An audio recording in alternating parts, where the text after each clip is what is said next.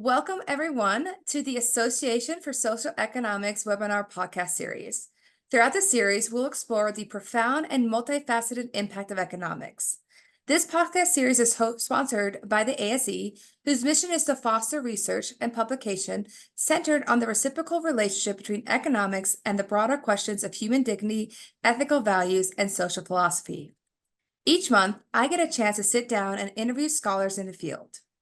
I am your host, Iris Booter, and with me today I have Dr. John Komlos, Professor Emeritus of Economics and of Economic History, University of Munich. He has also taught as a visitor at Harvard, Duke University, University of North Carolina, as well as in Vienna and St. Gallen, Switzerland.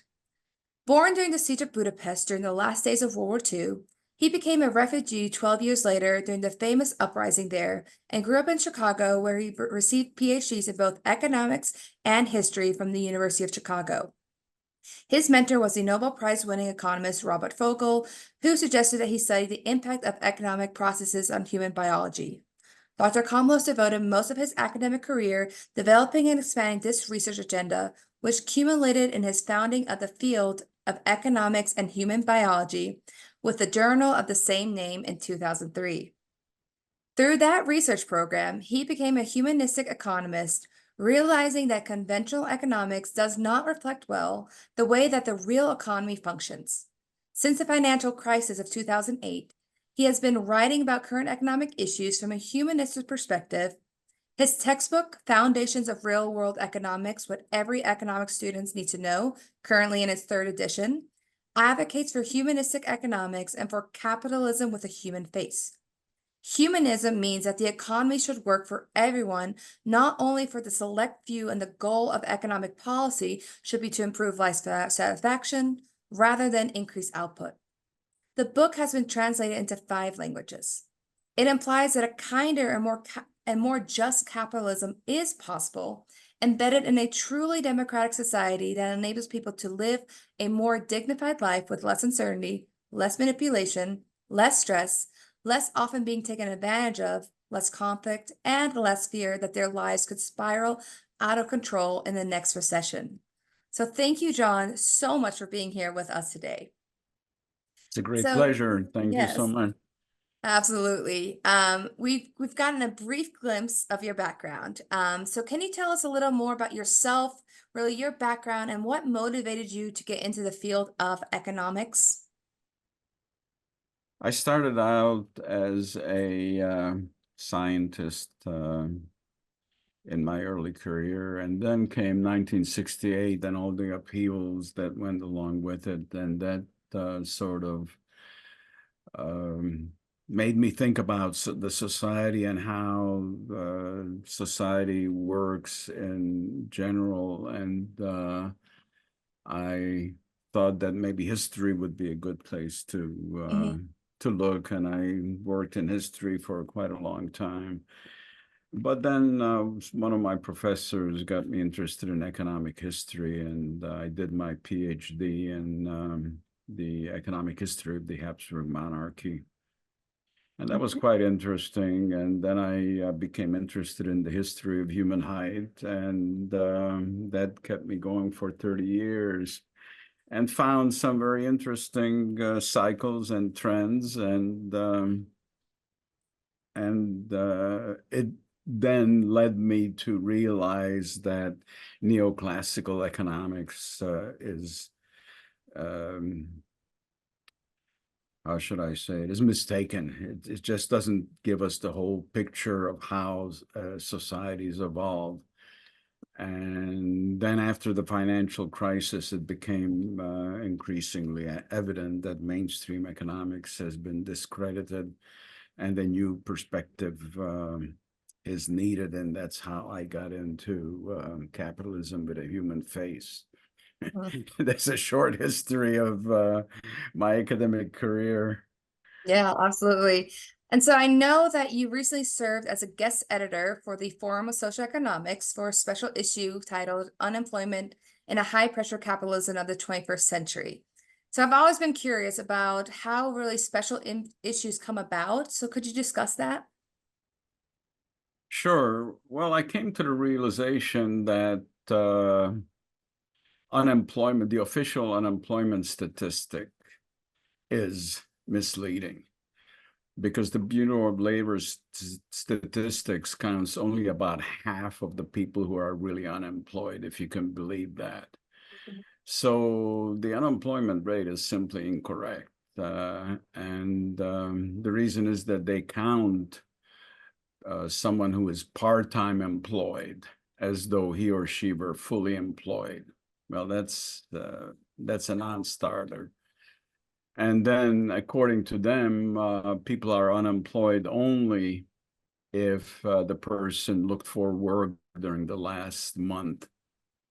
And that's very restrictive, because there are all sorts of reasons why people wouldn't look for work in the last month. So so then I estimated the true unemployment rate, and came to realize that it was usually about twice the official unemployment rate, and that's extremely important to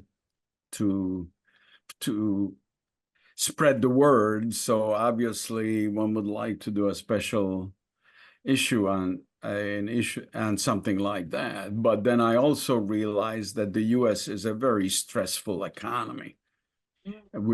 People don't realize that people in Western Europe live under much lower stress levels. And of course, that creates a whole bunch of problems for the society. As you know, stress is not good for people for biological reasons. So these two ideas came together, and the special issue became more or less reality. Yeah, that's great. And so speaking of social economics, from your perspective, how does social economics contribute to addressing present-day social challenges and issues, and what unique perspectives or approaches does it really bring to the table? Well, social economics should demonstrate the mistakes of mainstream economics. Okay, to show that mainstream, the emperor has no clothes, basically.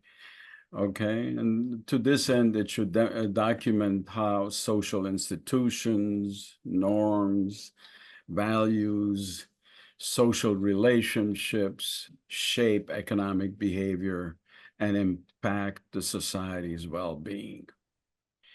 The problem is that neoclassical economics disregards society. Okay, there's no society in microeconomics at all, and it is based on methodological individualism. Okay, to such an extent that it uses representative agent models in macroeconomics. Okay, so it basically assumes society away. That's a crazy idea. In contrast, social economics takes an interdisciplinary approach, as it should, drawing insights from not only economics, but sociology, psychology, anthropology, political science, and history. And that's what I try to do in my textbook. Social economics should emphasize that human behavior is influenced by the complex interplay of social, cultural, psychological, and institutional factors. Absolutely. I could go on, but I don't know how much time we have. Yeah. Well, I think we'll talk about it a little bit more further as well as we dive into more questions. And so specifically, how do you think the principles of social economics could guide ethical business practices and influence the development of corporate social responsibility of initiatives? Well, social economics should help companies operate in a socially responsible manner, integrating social and environmental concerns into their business operations and interactions with stakeholders. Economists should emphasize that the corporations, the responsibility goes beyond mere compliance with laws and regulations, and entails taking voluntary actions that contributed to the well-being of the society and the environment. Very important. Yes, absolutely. And so we have briefly talked about your book. So you authored the book Foundations of Real World Economics. So could you describe what distinguishes your book from other, perhaps more mainstream economics textbooks? Well, the important, I start with data. Okay, so I am a data person, which means that I use the inductive method. Okay, I look at the data and make inferences from it rather than the mainstream textbooks, which make assumptions and use the deductive method. They start out by assuming that people are rational. Well, you're not going to get anywhere with that. That's not economics. I call that blackboard economics. It works well on the backboard, but not well where the rubber meets the road because people are not rational. Kahneman and the behavioral economists have proved that, and no psychologist, would say that people are rational. Occasionally, at some times, people can be rational or make rational decisions, but it's rather seldom because most of the time we're influenced by emotions. We're influenced by our subconscious mind, uh, which Freud pointed out in 1905. So it's a long time to seep into economics, but I guess mainstream economics is pre-Freudian, which is very important. Okay, so that's assumptions are a big thing, and then I'm in the interdisciplinary, just like social economists. Like for economics, mainstream economics, political science doesn't matter, or history doesn't matter, or society, as we pointed out. So that's very important. And of course, they more or less disregard behavioral economics. They might have a chapter on it towards the end, which professors can skip to their liking. But the main point is that they are wrong, wrong, wrong, and wrong again. For example, they start with adults. Their analysis start with adults. Well, when do you enter the market? You enter the market as a toddler because you start consuming and you start influencing your parents. And not only that, the market influences the development of the personality. So that mainstream economics overlooks the first 20 years of life. What kind of science is that this skips 20 years of formative years? And therefore, they assume that tastes are exogenous. Well, maybe by the time you're an adult, tastes are exogenous, but they're certainly not exogenous when you're born. Because you look at the various cultures and you see that people are very different. So, no, that's a really interesting point that I'm just like, you know what, that is so true. Like, yeah. Right, it's common sense. I'm afraid that most of my criticisms are common sense. It's just that makes it more difficult for economists to do their derivatives. Yeah, absolutely. So in your book, I was looking through it, you have a chapter titled The Evidence. Markets are neither omniscient or no omnipotent. I'm sorry if I'm saying that wrong. Could you explain this concept to our listeners? Well, markets should not be relied on to deliver a good life. Okay, that's not the role of markets. So we have to oversee what markets actually do and make a judgment whether they deliver the kind of life that we would like. Okay, so markets are not given by God. Okay, they're not natural. They're human constructs. Okay, they're human institutions. So we should not honor them as though they were above our judgment. Markets are not morally neutral instruments for defining the common good. Okay, so that has to come from outside. What kind of a life do we want to lead?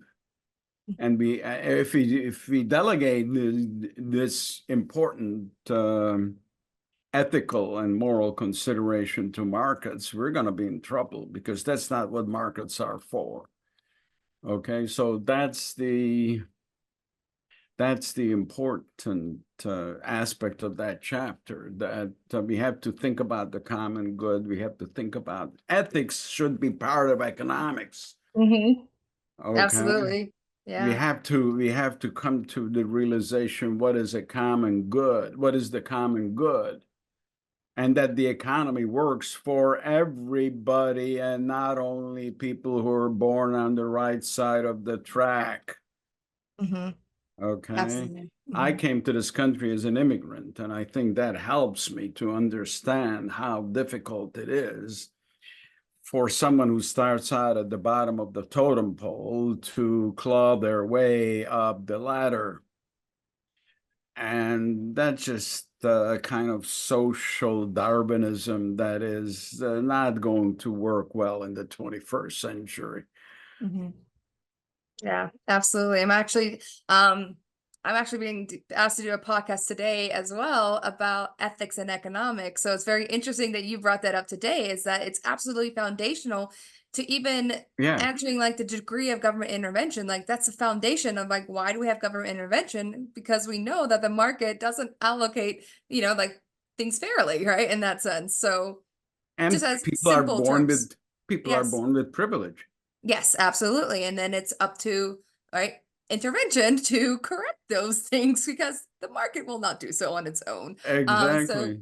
just And then the problem also is that they then claim that they're self-made yeah. individuals, hmm like Yeah. Bill Gates, hmm claims that he's self-made. Well, he made his billions for one reason and one reason only, and that is because, well, two reasons actually, because his mother knew the president of IBM.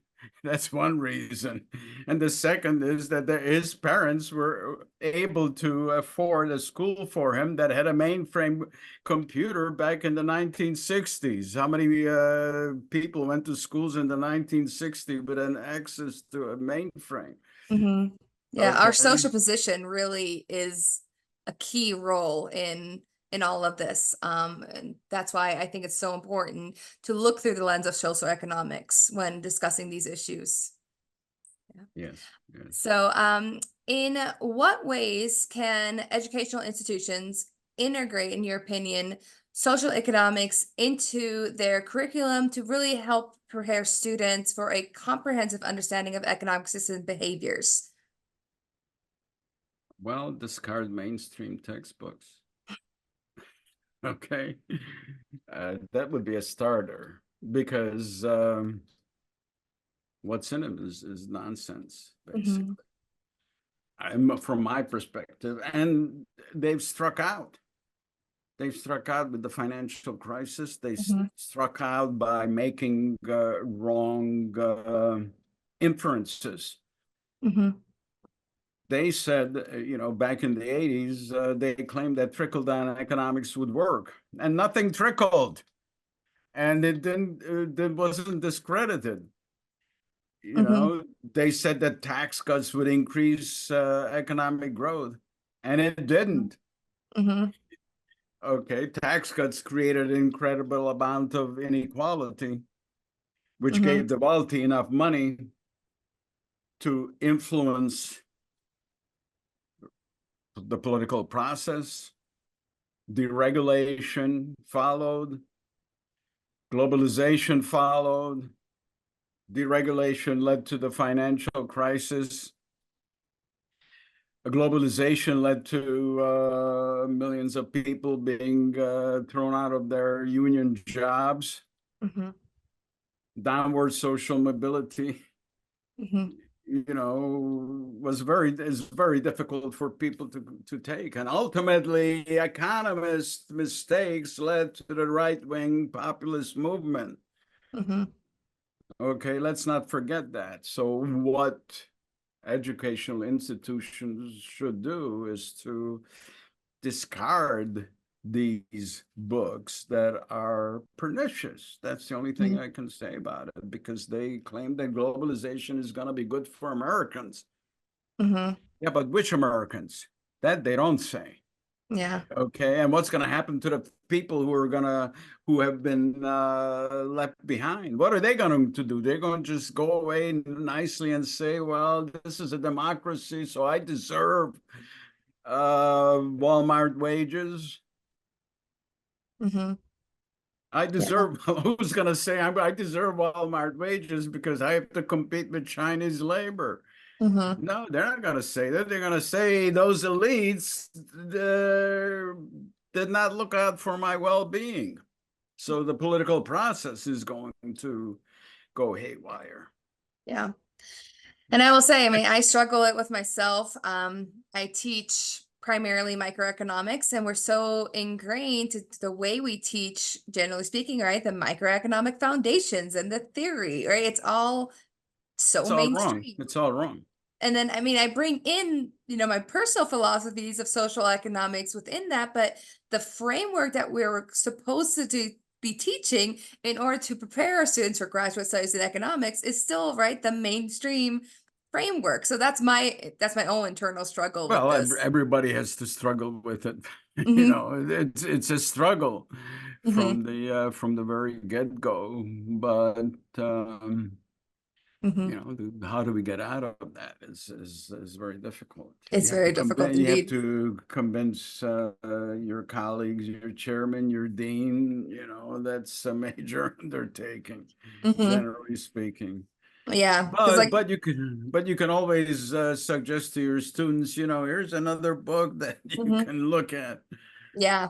No, that's absolutely true. I mean, I personally discuss it. I give them the framework, but then we interject, other things. But like, I have to get them prepared for grad school in a way. But I'm like, and that's the thing. It's also, where is the economics professions heading, right? Are they changing? Are they not? Right? I think that's the foundation behind this discussion too. Is that unless we change the whole Yeah, profession, we're not yeah, going to change what we can teach in that sense. So, it's very um, difficult, very yeah, it is difficult. very But that's what difficult. I'm trying to push. Hmm. That's what Yeah, I'm trying not to push. impossible, just difficult. Um, so my air of optimism there. Thank you. And you briefly touched on this before, but you really discussed the importance of behavioral economics, especially in your textbook, and how the concept of the Homo economicus really is extinct. So can you help expand on that for this podcast? Sure, psychology is extremely important Hmm. because the economy begins in the mind and ends in the mind. Okay, Hmm. everything takes place in the mind because you have to decide, well, I'm going to buy something, right? And then once you consume something, the satisfaction ends up in the mind. So psychology is extremely important, and behavioral economics has concepts that are not included in the mainframe textbooks, like framing effects. Hmm. Okay, it's very important because the framing effects are used to manipulate people, and that's a very important aspect because whole economics is based on the idea that the individual can knows his or her best interest and can act accordingly. But once you are manipulated, and these big companies are able to buy or employ the best and the brightest psychologists to figure out how to entrap people. Absolutely. Okay, Hmm. and that's the foundation of a good society, is to protect people from that kind of manipulation, and that the whole demand and supply framework Hmm. becomes utter nonsense if you do not understand the extent to which people are manipulated by psychological means. Why are people doing things that are contrary to their best interest? Because they are entrapped, or the psychologists are able to figure out ways in which to make that person think that they are doing something for their own benefit, but actually benefit the corporation's profit line. Yeah. So psychology is really, really important. And of course, as I mentioned, it's very important to consider the first 20 years of life, because that's where people get hooked in many ways. And here comes Pavlov. You've heard of Ivan Pavlov and conditioning. And these corporations condition children to choose their product. Like McDonald's gives out toys. Well, what is that? That is a conditioning Absolutely. factor. So not only is economics pre-Freudian, it is also pre-Pavlovian. That's very interesting take. Yes. Okay.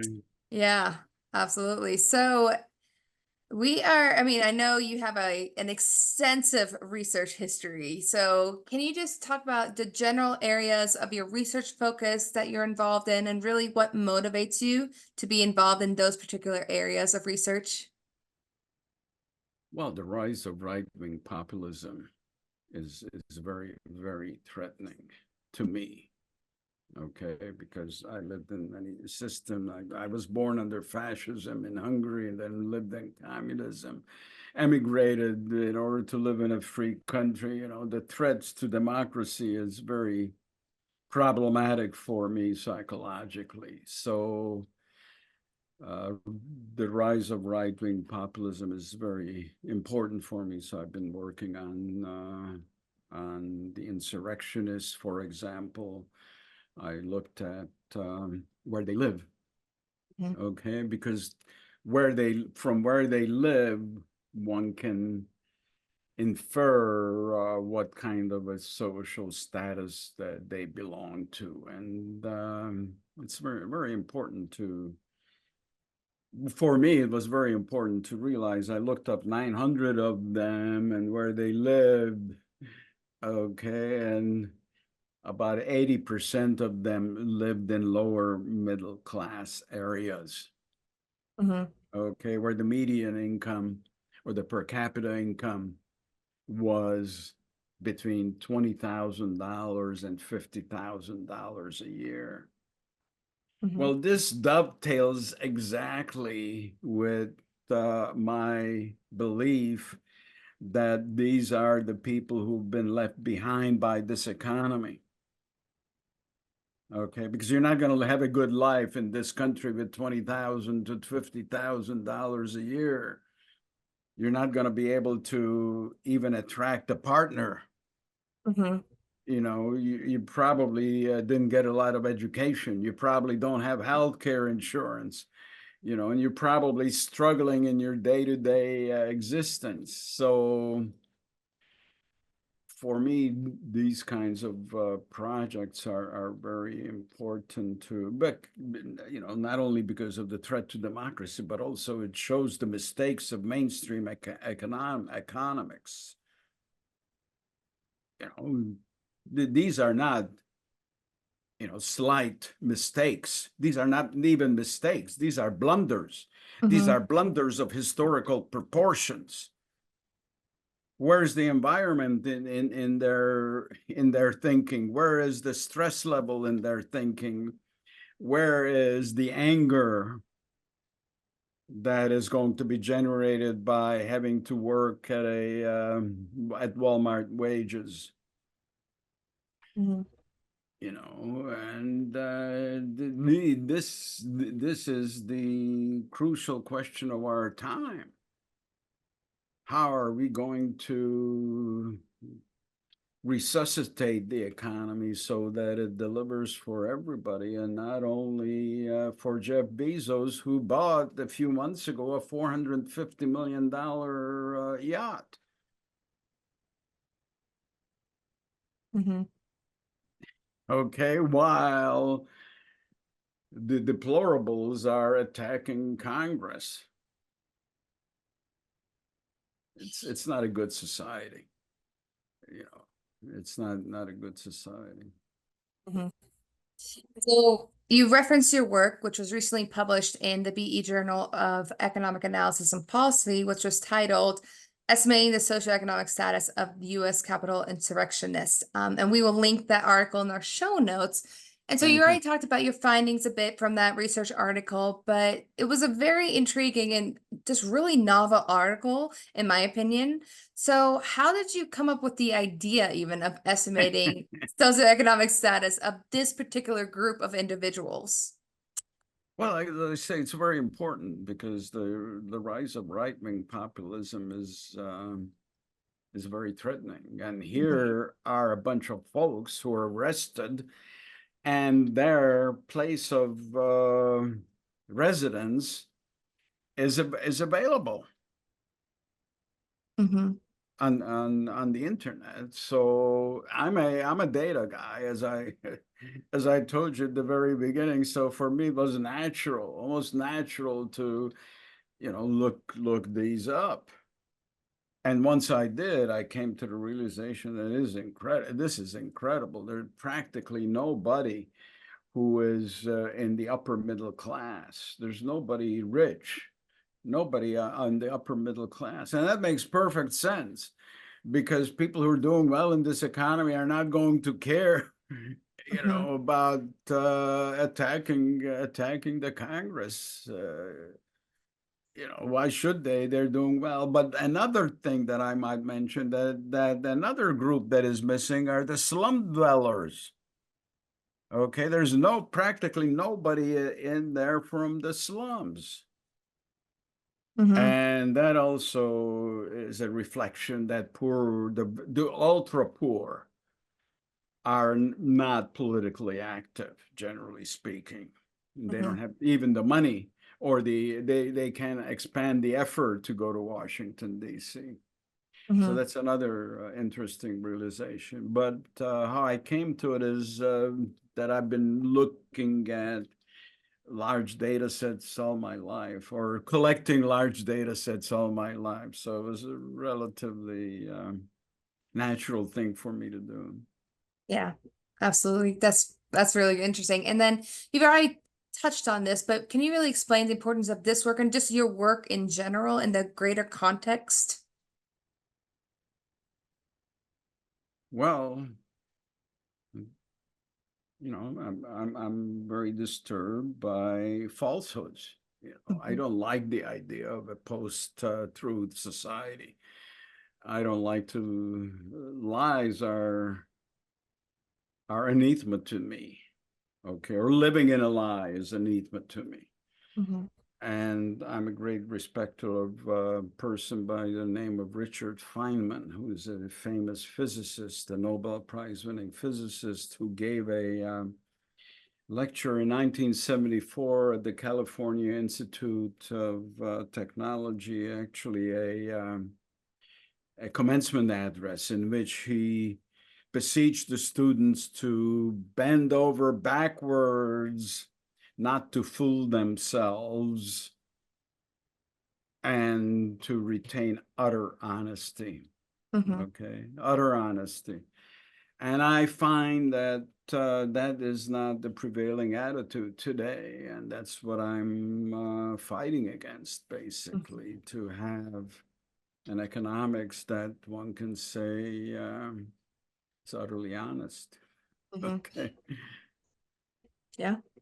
And so as our listeners know, I have my standard sign-off questions, and we will put links in our show notes, but where can listeners find you, follow your work, or read more about you? On the internet, I have a wiki page, and I have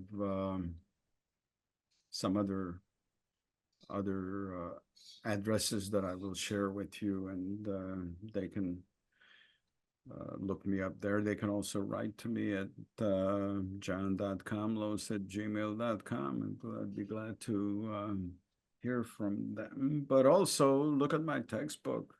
It's really eye-opening, I think, and it's worthwhile. Mhm. Worthwhile also for graduate students, by the way, for ideas to explore further in their research.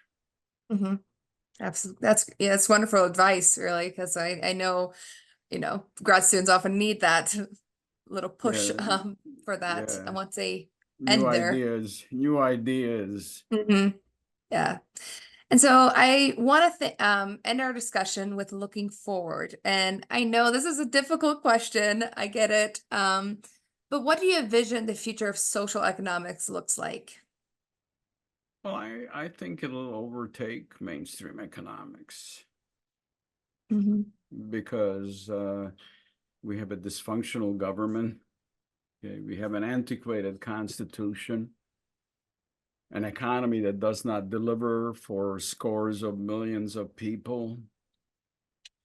So there will be a lot of work ahead for social economists to replace the neoclassical economics by showing simply that the emperor has no clothes.